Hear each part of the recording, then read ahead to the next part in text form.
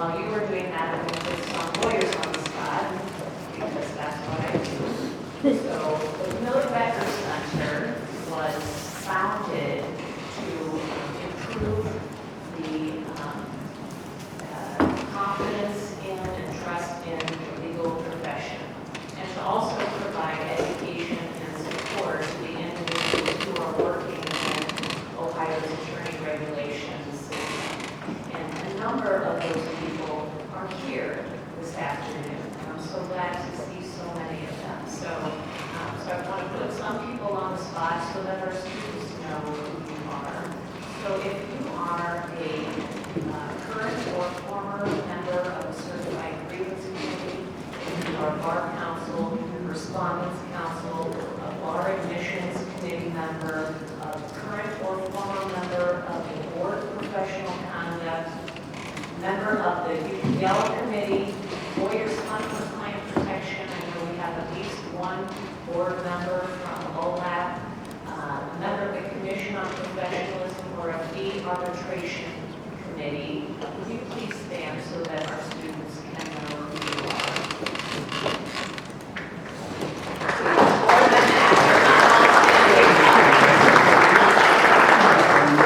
But thank you all so much for the work that you do. Many of these individuals that are here are volunteers. They do this work on behalf of our Ohio Supreme Court as volunteers, and the work that you do to protect the public is so important. These are my people, and they're great people, and it's so good to have all of you here. So I want to now introduce our guest of honor, Lucian Pera, who is with us today from Tennessee. So excited to have Lucian here. Lucian is one of the nation's leading legal ethics practitioners. For more than 30 years, Lucian has represented lawyers, law firms, clients, and those who do business with lawyers and law firms on the widest possible array of issues relating to legal ethics and the regulation of lawyers. His practice is national in scope. He practices across the country. The ABA Center for Professional Responsibility recently bestowed on Lucian the prestigious Michael Frank Award, which is their highest award for work in the field of ethics and professional responsibility. He's also been a leader at the highest levels of the ABA on revisions to model rules of professional conduct and other very important lawyer conduct issues. He's known for his command of legal ethics issues. He represents clients in matters ranging from lawyer discipline defense to lawyer malpractice defense to expert witness work. He also represents and advises clients, including lawyers and their firms and other businesses, on a wide range of potential business ventures, especially ventures and business models that are new to the legal services market. He advises on the ethical and lawful use of innovative marketing techniques, as well as lawyer and law firm relationships with vendors of all kinds, from marketers to outsourcing vendors to litigation funders. He's helped lawyers and law firms establish and maintain compliance while providing non-legal ancillary services to clients and others. In short, Lucian represents legal industry disruptors. So all of the people that stood up in this room are going to have their heads explode very shortly. They're going to be unsettled, but you all can express your outrage to me later by email. So please just listen and help me welcome Lucian Pera.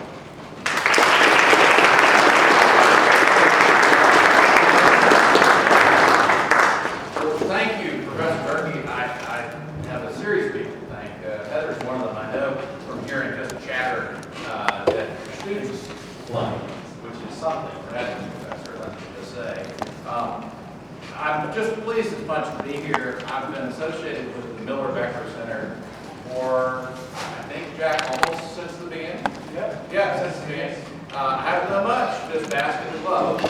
Thanks to Jack Saul, who is an old and dear friend, and the, I guess, past director of the center, godfather, whatever it is, great elements. But in any event, Jack, thank you also for inviting me. And to your dean, Dean Janowski, Halen, Dean Emily, I'm not sure how you're referred to around here, but you guys are really fortunate. Two things I've learned about are, number one, you guys just bumped up, what is it, 13 places in the U.S. News rankings, so students, yes. Your investment here just went up in value, and almost as importantly, maybe more, it's her birthday. So if you have not already wished her happy birthday, please do. So it's lovely to be with you. I, as an ethics nerd, thrive on low expectations, so hopefully the trigger warnings that Heather gave won't be too unsettling. But I'm here, I think, because about a year ago, I wrote an article for the South Carolina Law Review, and I think that's really the title up there on the screen. Most of the title is from that article. And this gives me the opportunity, and that's why I'm grateful to be here, to update what I did then. What I did then was try to capture my observations on the business of legal services and its regulation and the dramatic changes undergoing, or that those are undergoing. I've had a front row seat to some of those changes, which is what I hope to share with us today. As you heard, since the 1990s, I have represented lawyers and law firms and clients of lawyers and law firms and lots of other business lawyers and law firms. And I've helped them navigate various ways of law, the really varied law that governs all of those relationships. And the parts of my client work, I've also done a lot of just a ridiculous amount of time on as a volunteer in the bar, particularly the Tennessee bar on its rules and the American bar on its rules. And that just gives me another window into how the rules are made, but also how they're implemented, because you have to look at how they're implemented in order to see if they're working right and should be changed. And all those experiences have made me, allowed me to be a pretty close observer of the law business and the law profession, and to remove any doubt, it's both. If you want to have a discussion about that, fine, but I just don't think there's any doubt anymore. We are both a business and a profession. And what I propose today is to extend the remarks that I gave about a year ago and wrote about, and give you a fresh tour of, call it what you will, the revolution, the evolution of legal services and legal services regulation. First, I'm going to dive more deeply into what's going on. What are these changes? And many of them are mostly unnoticed by lawyers, law professors, and law students. They're just happening. Second, I want to talk about some tools that are being used right now to make some changes happening. Again, many of which I don't think they'll make anyone's mind explode, but they may be news to you because many of them are essentially invisible. And third, if I wind up with enough time, to try to lay out my own thoughts about reforms that actually need to happen. But first, let me set the stage. So, we as lawyers are terrible students of history. Virtually no law student, although I should check with you first, no law student typically ever learns about where today's world of lawyers came from. In fact, it comes from a very specific period of history. Okay? There's a period from the last decades of the 19th through the first decades of the 20th century that saw the creation of the whole structure of today's legal profession, a whole series of foundational institutions for our world in this era. That includes law schools, law school accreditation by the APA, statewide admission to practice, bar associations, both voluntary and unified, and national ethics standards, including, for example, 1908 APA Canons of Ethics, the law prohibiting unauthorized practice of law, UPL law, the law prohibiting fee sharing, the law prohibiting non-lawyer ownership of law firms, and indeed even law firms themselves. All those innovations date from this period. And I offer you this reminder because, well, for several reasons. To remind you of the longevity of these institutions. They're the ones being reshaped today. And to remind you that our profession's present arose only because of prior innovations. And after all, every one of those institutions, now so well established that we think we could not live without, was then an innovation. Each of them was a dramatic change in the world of lawyers and legal services when they happened. For many decades after that period of epic change, the architecture of our profession, the business of legal services, it remained reasonably constant. Yes, law firms grew, ethics rules changed to improve, going through the 1969 Code of Professional Responsibility and the 1983 Model Rules of Professional Conduct. Yes, the way lawyers are regulated in this changed. It's a good deal. A 1930s American lawyer transplanted into the 1980s, that's when I I started practicing law, would have been surprised by lunch, telephones, dictation machines. Some of you remember what dictation machines are. Lawyer advertising, and in my part of the country, air conditioning.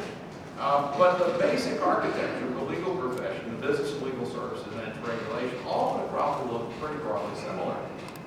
That's much less true today. And certainly within the next 10 years, and certainly within the lifetime of all the law students in this room, the fact is all of that will look less and less familiar to me and to lawyers who come before me. So today's environment has changed. Let's talk about that a minute. All of us now live in the midst of this period of really dramatic changes, dynamic changes, and it's not one that's anywhere near concluded. We're way in the midst of it. Now, over the last 2 or 3 decades, there's been a period of change similar in scope to the one 100 years ago that has engulfed the business of practice. And it's beginning, by the way, in the regulation of the legal business. There's no doubt that there are 2 separate distinct drivers of this change: economic forces, and those are outside and opposing inside our profession, and business, and lawyer regulatory. So let's talk about the economic forces first. The economics of legal services have been irreversibly changed by technology and globalization. The internet, mobile technology, those have driven a fundamental change in one business or profession after another. Think for a moment about media, entertainment media, news media, how much those have changed in the lifetimes of every business, not just us old people. Legal services are not immune. Even in the last year and a half, I guess it's been, since OpenAI debuted ChatGPT, there's this whole new vista. It's pretty obvious to all of us that's arrived with AI. Clearly, the fact, you have to be really asleep to not realize that the facility of ChatGPT and generative AI with language, which is what the lawyers are about, is going to have some real change, report some real change on us and our practice. Even more important than the way technology has changed and globalization has changed what we actually do every day as lawyers, more importantly, it's changed our clients and what they do. And we are nothing as lawyers without our clients. We're agents of our clients, and so we have to follow our clients whether we want to or not. And so these changes that affect our clients' businesses have, of course, driven us in our profession and how it operates. I won't rehash what I wrote a year ago. You can pull that up on the internet if it pleases you. But for today's purpose, let me offer just one more point. There's just no doubt that these economic forces that I'm describing are mighty and irreversible. No lawyer, no law firm, no group of lawyers, no bar association, no bar regulator has the power to stop or probably even slow these forces. To pretend otherwise is simply foolish. At best, lawyers and law firms can adapt to them. At best, regulators can work to protect the integrity and effectiveness of their regulations and regulatory structures. And the best tools market participants and regulators have for this purpose are, of course, education and adaptation. Let's talk about regulatory reform, the other big change that's going on. So these economic forces I just talked about are really quite distinct from the more visible and hotly debated changes in the rules governing lawyers and the practice and business of law that I group under the term regulatory reform. Now, the headlines in the legal press you'll see focus on things like non-lawyer ownership and fee sharing. You'll see that those are hot because Arizona and Utah recently changed their rules. We'll talk about that in a second. And of course, that followed by 30 years, DC changing its rules. But let's review some other things under this rubric. One, you know better than I do, I'm no expert on, which is changes in legal ed and bar admission are gathering speed, it seems to me. Broader acceptance of the uniform bar exam, which was completely unknown. I don't know, was it 10 years ago? I forget when it was used, but not that long ago. And the portability of that UPB score is really important. Certainly to the law students in this room, I'm sure you know more about that than I do. There are other changes working their way through legal ed, and more slowly than many of us would like, but they're absolutely happening. Several jurisdictions have, may talk about this in a minute, several jurisdictions have now licensed non-lawyer professionals to provide some legal services, some legal help, and we're regularly hearing, almost certainly monthly, about another jurisdiction looking into that There's also potentially groundbreaking litigation in New York, now before the Second Circuit, in North Carolina also, that could apply First Amendment protection to activities that are otherwise criminal, unauthorized practice of law. That's a big deal, and that you're going to see action on that front. And while some have suggested that the authorization of non-lawyer ownership of law practices or efforts to repeal the ban on fee sharing on lawyers, that those efforts have hit a wall because other states are not doing them. Florida said bad things about it. California said bad things about it. Well, that's interesting, but as I'll discuss in a few minutes, do not underestimate the possibility of those few jurisdictions serving as a beacon in a nationwide assault on exclusive lawyer ownership or on the seemingly national ban on fee sharing. Now, all of that just confirms that change in the basic regulation of lawyers is clearly afoot in ways we haven't seen in generations. And those two trends, one economics-driven, one regulatory-driven, are fundamentally changing the practice and regulation of law business. And most importantly, both of those two forces are working independently, and they're also affecting each other. So it's a complex environment. Now, let me spot a few trends for you quickly here from what I see in my day job, representing, as you know, clients and lawyers and law firms and all. By the way, I also represent, this may be obvious, I also represent money.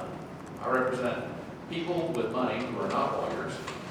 By the way, footnote, I cannot break myself using the term that is in the model rules, non-lawyers. It is a patronizing and terrible term. There was a petition recently publicized that the ABA should strip non-lawyers from its rules. I agree, but I've been trained so long, I'm going to use it about 150 more times in the next few minutes. Sorry, I'll try to do better. But people who are not lawyers with money are seeing the legal services business as a very rich opportunity to make money because lawyers are doing a lousy job at it. Lawyers are withdrawing from the field of representing consumers. I could share data with you on that if you like, but there's no question. And the access to justice crisis, the unmet legal needs of not only poor people, which is very well documented, again, topic for another lecture, but people who are not poor. Lawyers are no longer, they're withdrawing their services from those people. Now, I'm not saying it's conscious and intentional, but there are economic forces that are making that happen. And people with money, business people who see that as an opportunity, are coming to people like me and asking how they can get stuff done. We're going to talk about some of that. So that's one trend that you're going to see more of. Marketing. The digital world we live in marketing. Lead generation, maybe a term you've never heard, but it is a very hard term for any lawyer who has a consumer-facing practice for sure. Lead generators do just that. They generate the identities of potential clients who want legal services, whether it's a personal injury, a motor vehicle accident, or whether it's a will. Right? These people are now professionals, digital marketers who generate leads for lawyers, find clients for us. Okay? These people are way more savvy than they were last year, much less 10 years ago, and they are driving a lot of change. Yes, in 10 years, the local lawyers you know who, let's say they're high-end medical malpractice lawyers, who get their cases from other lawyers, because other lawyers know they are good, and they have a client with a problem, believes they've been malpracticed upon, and refer them to them. Those kind of lawyers probably will still be around and doing well. But if you've got a consumer-facing practice and you're not one of those lawyers, you're going to be using lead generation. You're going to be relying on these people who are professional digital marketers. Those people are taking on a greatly enhanced role in our profession. Whether you like it or not, those are economics. Litigation funding, both in the commercial sphere and in the consumer sphere, is an increasingly dominant force. On the consumer side, that is often the source of money to pay those digital marketers, okay? And those litigation funders are, yes, in almost every jurisdiction, some form of litigation funding is possible. In every jurisdiction, pretty much. And those funders, combined with those marketers, are having an increasing effect And a third effect out of that is that there are increasingly law firms, and I could name some of them for you, for example, in the mass tort realm, who are gatekeepers for the whole mass tort. So a new mass tort arises, there are going to be several firms, often not many, who are going to essentially collect all the cases and farm them out to other lawyers. They are gatekeepers, they are increasingly powerful. So there is this odd consolidation of consumer-facing legal practice that sometimes is not going to be visible, okay? But it's happening, ladies and gentlemen. There is no question it is happening. Now, let's see here. So I've lost my place in my notes. Oh, I know what I'm talking about, which is there is a growing business associated with what you might most easily call the back office of law firms. Everything in a law firm other than the lawyers, accounting, HR, software, computers, technology, all kinds. Maybe the IP associated with the firm, the name. All of that stuff other than the lawyers themselves, the back office.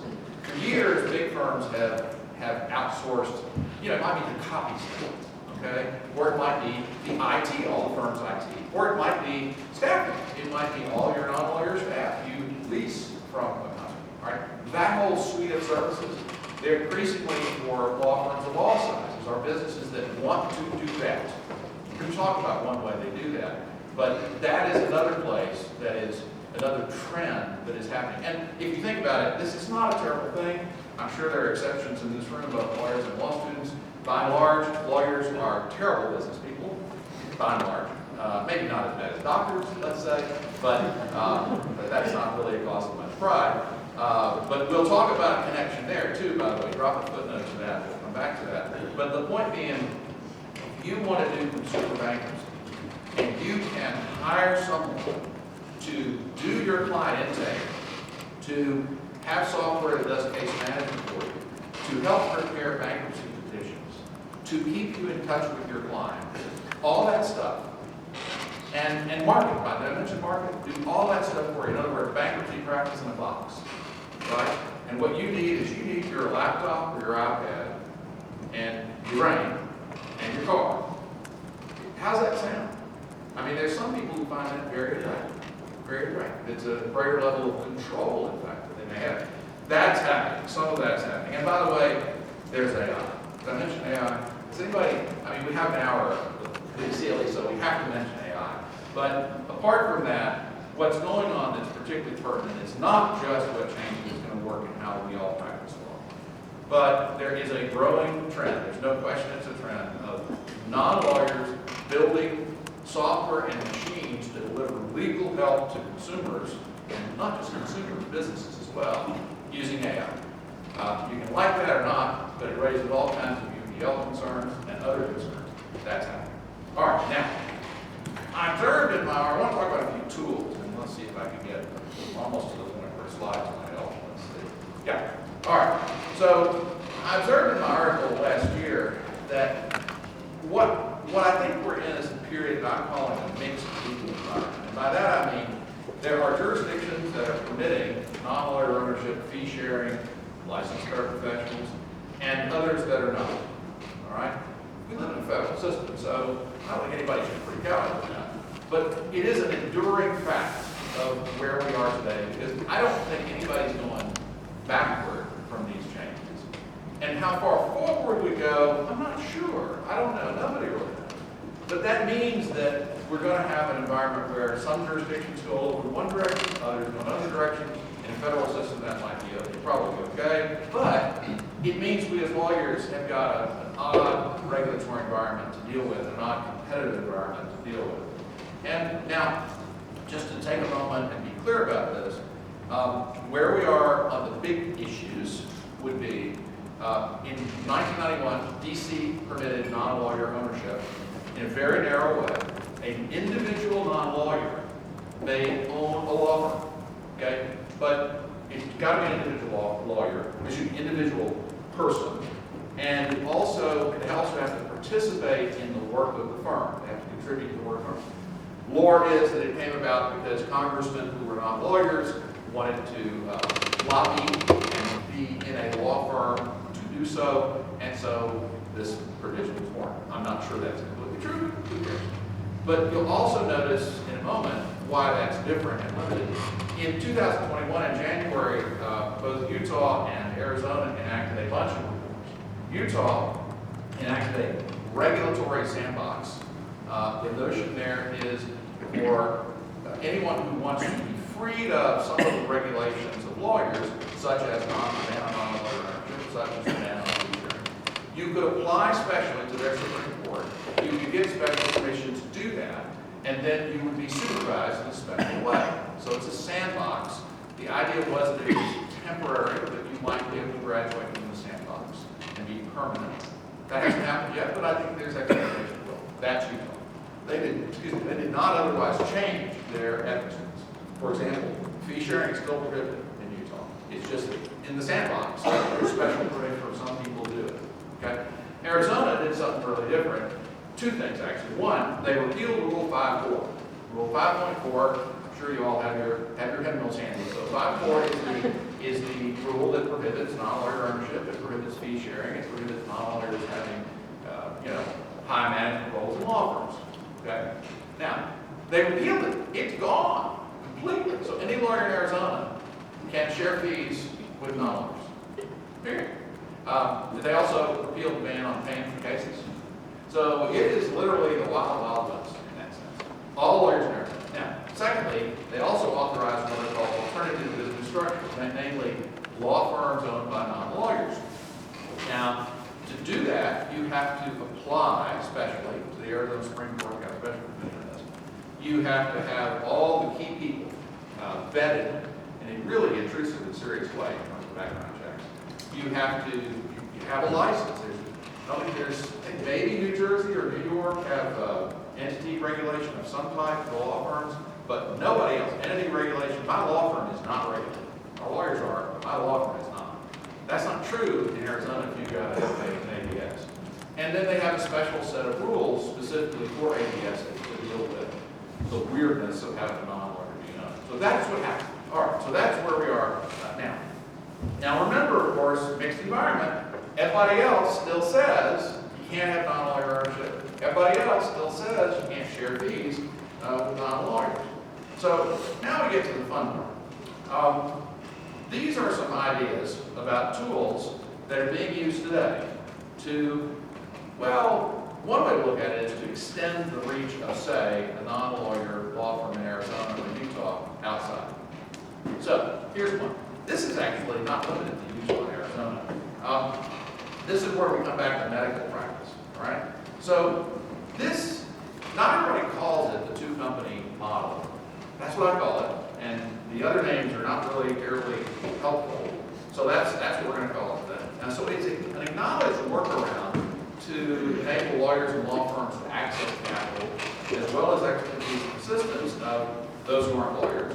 It's aimed at specifically working around Rule 5.4 and related law that restrict investment and management of law practices and law firms by those who aren't lawyers. And it did originate in the medical arena. So, for example, if you notice, younger people may not even notice this, but there was a period of time when companies were buying up medical practices, right? And there are restrictions, have been traditionally anyway, restrictions on medical practices in most states that limit the corporate practice of medicine, just like the corporate practice of law came down, and restrict sharing medical fees with non-doctors.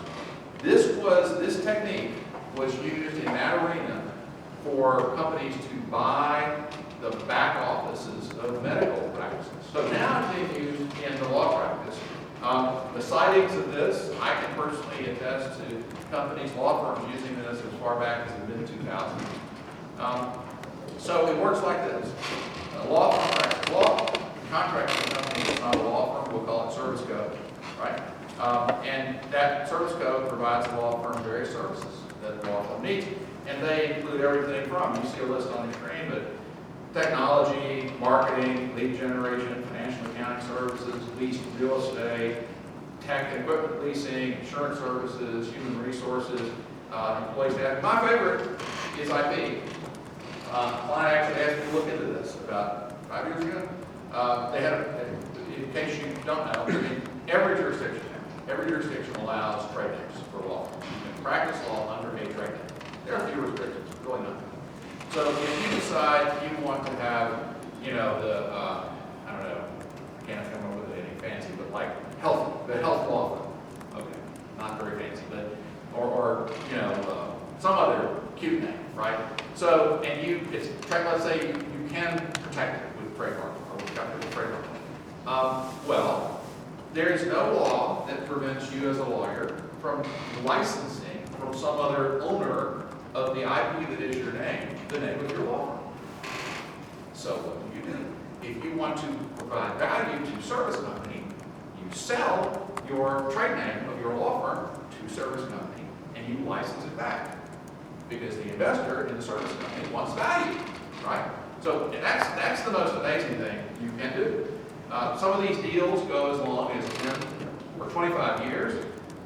Think of Service Co. as the law firm's back office, everything but the lawyers. In fact, you can lease your employees, right? Now, Big Law has been doing this in various ways for decades. Now, what's happening is that this is happening in two ways. One, individual law firms will arrange a structure like this. Or, well, in that context, let me give you an example. Immigration law firm in Texas, I was talking to, the lawyer wanted to generate software that would produce, I think visas mostly, but there were a certain set of immigration things she wanted to do, and she needed tech to do it. She wanted to develop software to help her do that in a more productive, efficient, and cost-effective way. And she had a guy, she had a tech guy that wanted to do the work, but they needed to raise money, and she needed to compensate him. And so they set up a two-company model. He owns the tech company, there's investment going into the tech company, and she has a service agreement with him. So that's one example. Another example is there are now service companies that are starting to say, you know, we can do the same things we do for this PI firm, for a lot of PI firms, right? Because we've now learned how to do it with the PI firm here, we can do the same thing for these other PI firms. Now, yes, there are some issues with that, but in principle, there are these kind of service companies out sort of collecting law firms as customers. So that is happening. Now, by the way, digress for a minute. 10 years ago, I was one of the doubters here in this sense. I thought that law is not a business that needs capital. Well, if I was right then, and I don't know if I was right then, yeah, I'm not right anymore. There are lots of law businesses that need capital.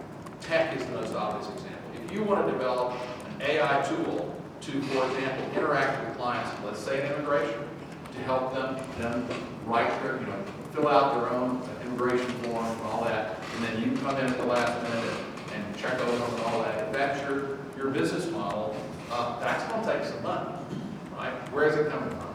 And the critics of this kind of approach say, well, you can go get a loan from a bank. Okay, well, fine, you can do that. But there are other options, and this provides another option. So I think the need for capital has increased, and as a result, this is an increasingly interesting model. Now, by the way, a few tweaks, ethics. If you've got your handle out, you can look at Rule 5.4, because this service agreement, you can't let it share. You can't let the law firm share fees through this. That's one thing you've got to be very careful of. You can't pay for cases through that. You can't have it be a sham by which service company owns law firm. Okay, all those things are true. Ethics lawyers, I think, have learned how to suss out those problems and provide some guidance on that. So that's the model. Is it being used today? Yes, absolutely. There's no question. Is there a list of how often, or no, you got no data, but it's happening. I'm just telling you, it's happening. All right. So let's talk about staffing. Some of you may know what I'm talking about here. This is the business model of a non-lawyer-owned staffing company that provides legal services to clients through lawyer employees of the staffing company. This model has been approved by the ABA since 1988. It's lawful in every jurisdiction in the country. If you think Axiom or Lawyers on Demand, they're very well established companies that have been doing this forever. Now, and I think this is clear, but just take a look at the screen. This is sometimes difficult to visualize if you're not familiar with this. What has to happen for this to work is the staffing company provides lawyers to the clients, often a law department or a law firm. Those lawyers establish an attorney-client relationship with the client. Of course, the staffing company is not a law firm, and so it doesn't establish an attorney-client relationship. It instead has a contractual relationship with typically the client. The client pays staffing company for those services, and so you say to yourself, wait a minute, they can't do that, they're not a law firm. Well, that's what the ABA approach says. The ABA approach says it's not UPL for staffing company to do that. It's not a fee share. And there are various rationales for that, which we can talk about. But the limitations are staffing company does not have access to the client confidential information of the lawyers who work for it.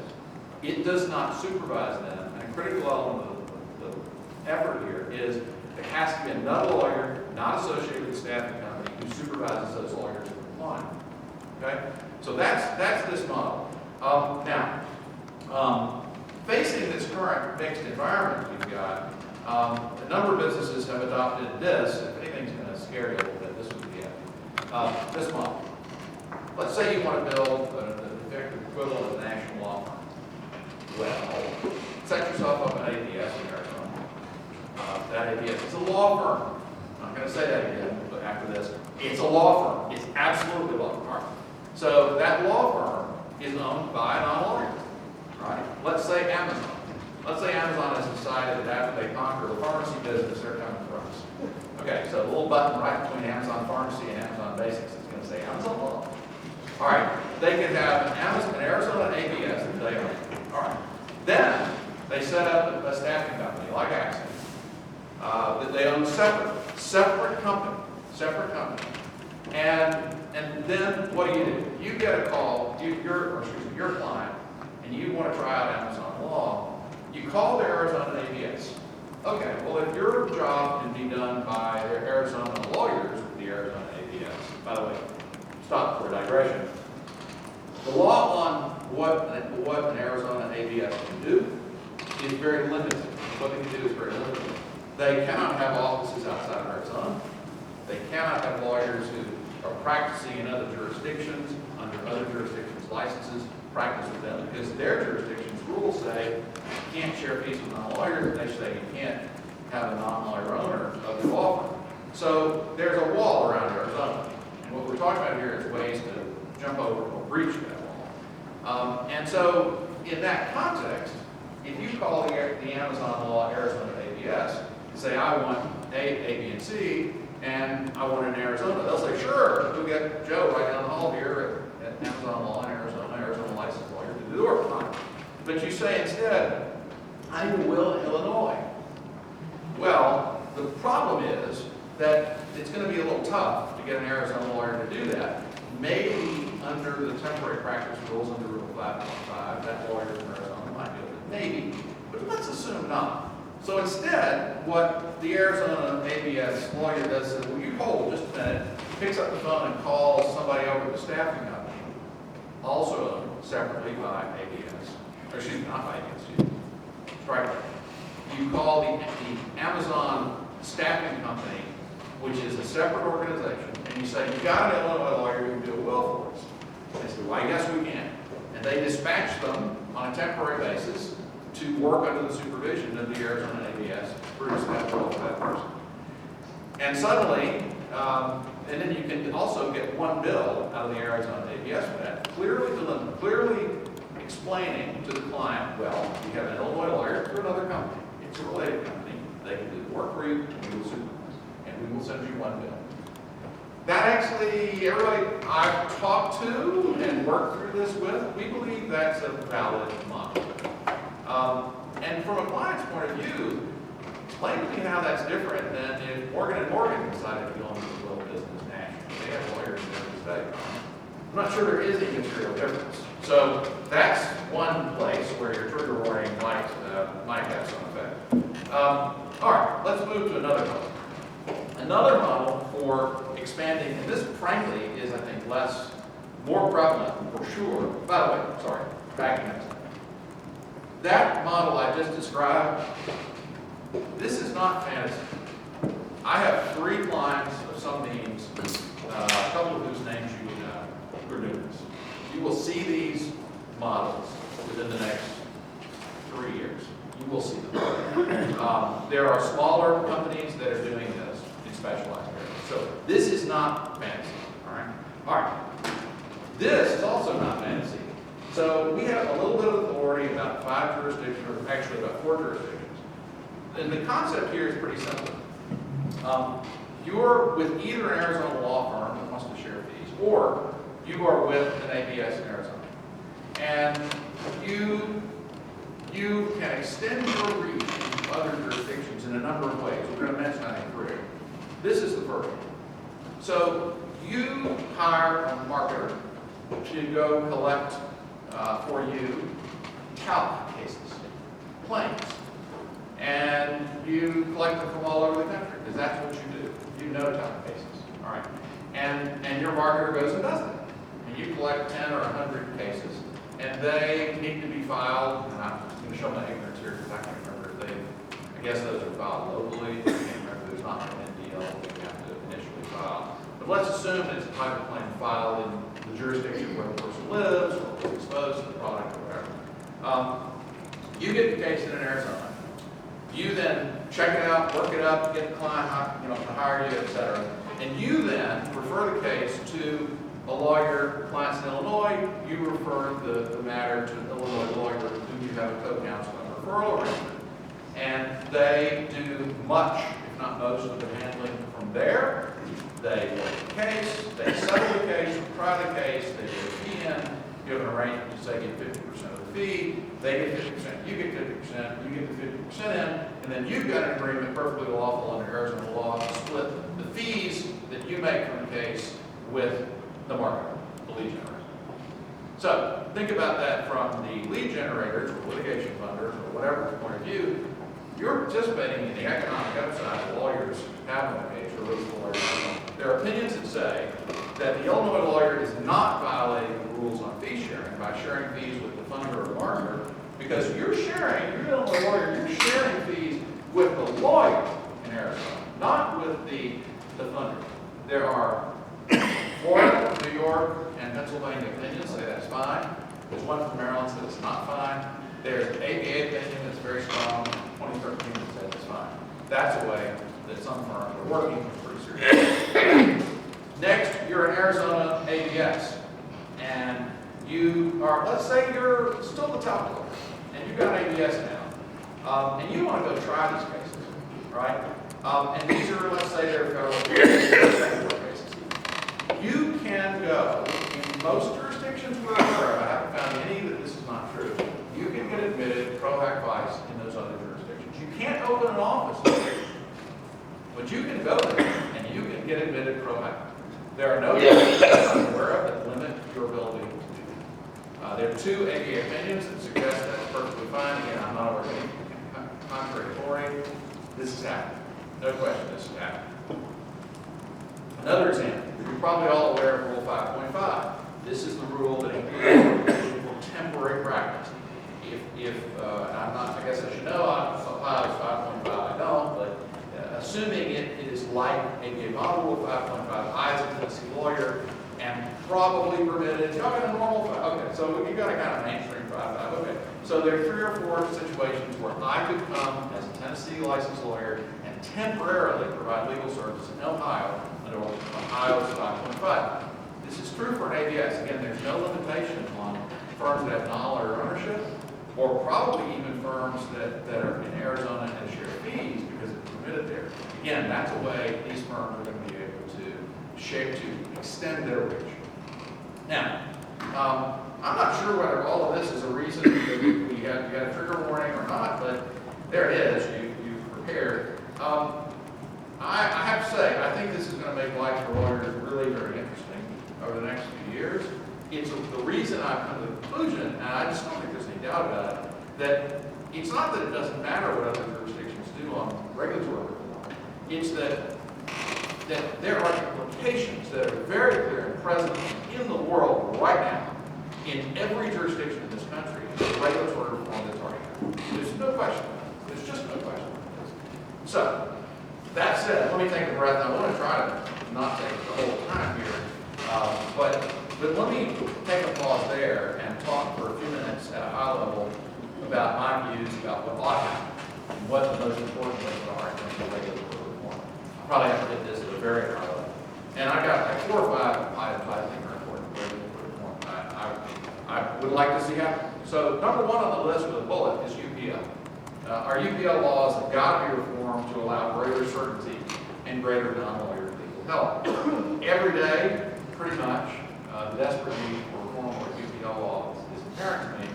It has never been more apparent than with the advent of AI.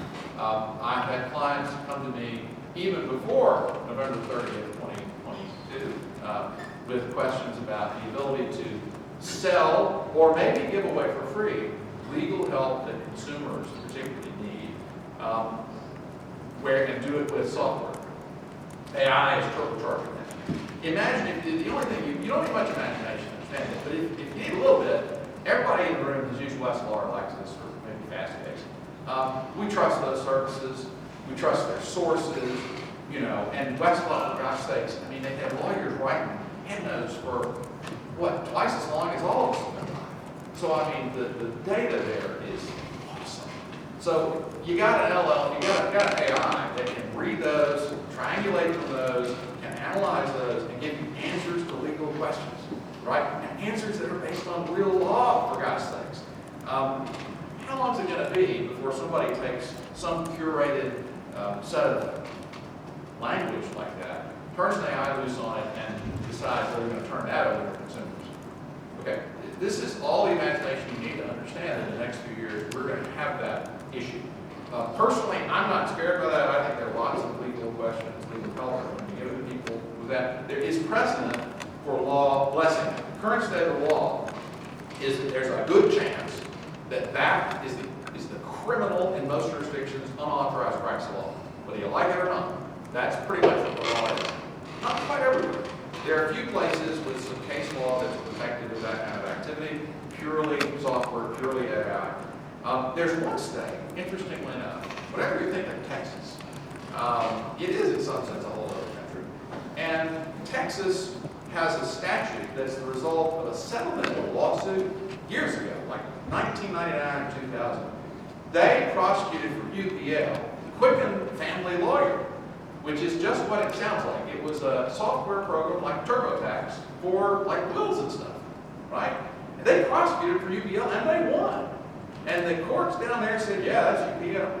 And they then settled that dispute with legislation. The legislation, shorthanded, says as long as it's just computers, just software, and you know, that's the only activity, no humans involved in terms of rendering, that's not UPL. Now, I can envision a law like that for AI, maybe with more guardrails, but that's one big reform. I don't think there's any question, and they don't need me to tell them, we need more jurisdictions that allow limited licensure of non-lawyers to, there's that word again, like paraprofessionals, paralegals. It's happening. The number is now in 11 jurisdictions. You have some formulas that are all over the map in terms of what is permitted or not permitted. And there are another 10, 11 that are looking at it very seriously. This is happening. I don't know, is Ohio got any look any? I'm not hearing anything like that is going on in Ohio, but you know, odds are, before fast forward a couple, 2 or 3 years, somebody in Ohio is going to say, access to justice is a real problem, let's look at doing this.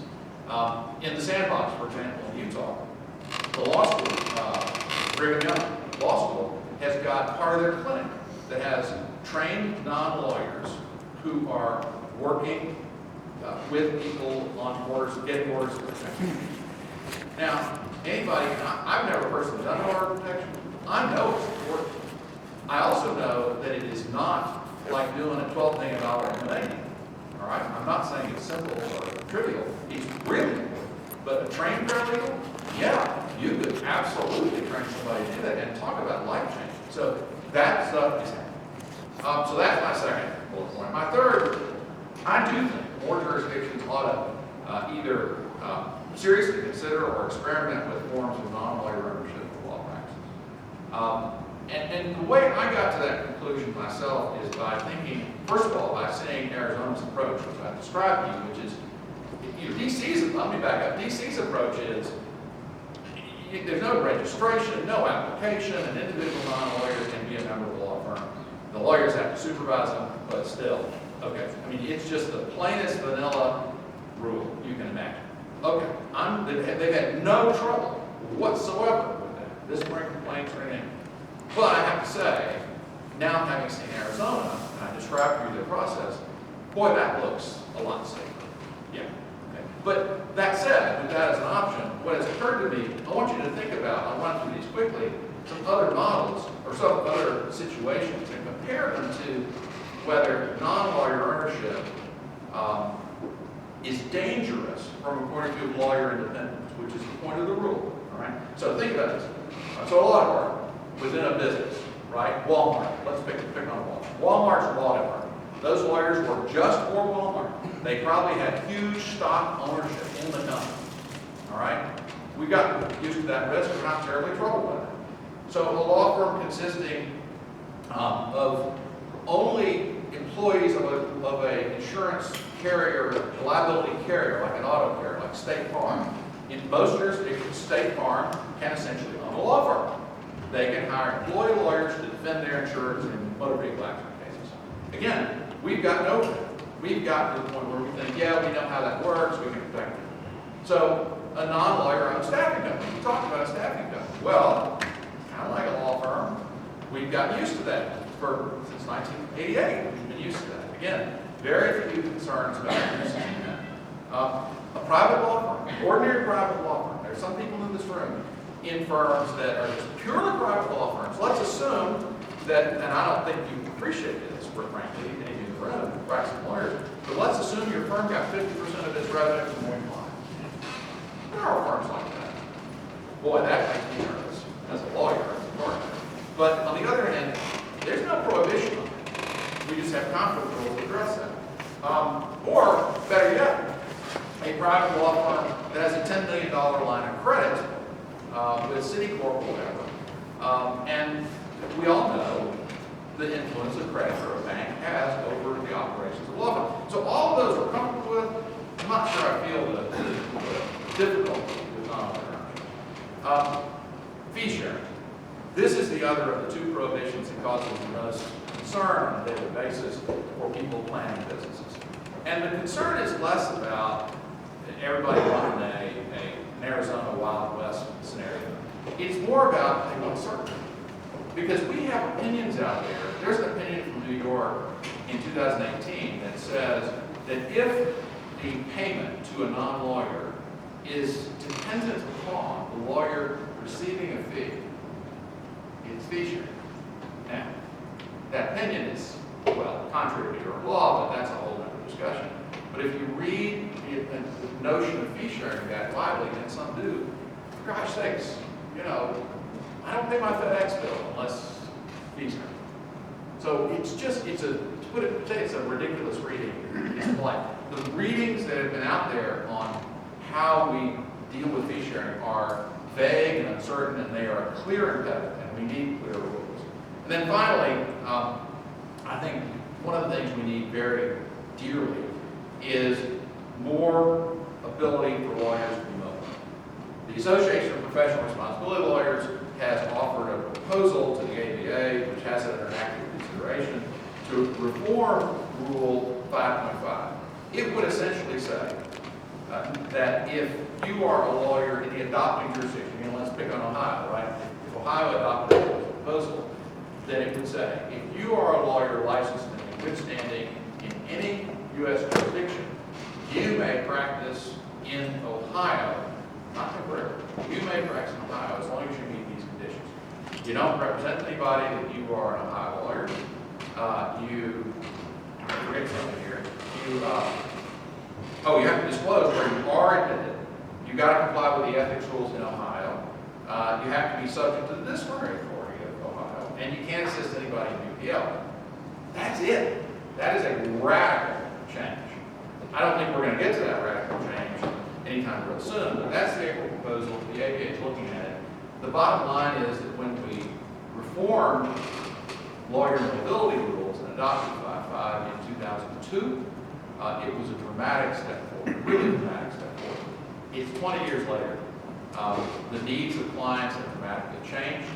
Our willingness to trust the judgment of other jurisdictions on competence has dramatically increased. Footnote, CUBE, right? So Ohio allows portability, right? So if I take the UBE that other jurisdictions, 30 plus other jurisdictions say is some proof of competence, Ohio says, yeah, that's good. That's good. Do y'all have a separate Ohio requirement, like an Ohio course or something, an extra little exam or something?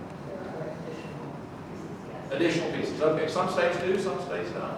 But my point being, we're in a different place than we were 20 years ago in terms of jurisdictions trusting each other on competence.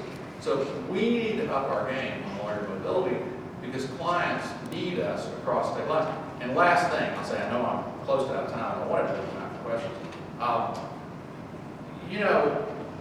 I can tell you from personal experience, I'm with a 300 lawyer firm over, I don't know how many states, 20 states, 8, I think. And so people hear me talk about that, and they say, oh, well, that's just a big one. These big firms, Jones Day, whoever, they want to be everywhere. They want their lawyer. Yeah, okay, well, that's nice. But it's more important, for the divorce practitioner in Akron, who has several times a year some interstate custody dispute, right? And who has to be able to deal with lawyers, maybe doing it themselves, in another jurisdiction. And sometimes merely the law of the other jurisdiction, because they may not have to go up here, they may simply have to advise the client on the law in that other jurisdiction. So the idea that this is a big firm versus a small firm thing, that's just not going. And it's time for us to get over that. Time to do more. So I think I've played out my string, but I'm sorry I didn't make more time for questions. I'm here for you if you want to be here to talk about this. So thank you for your attention.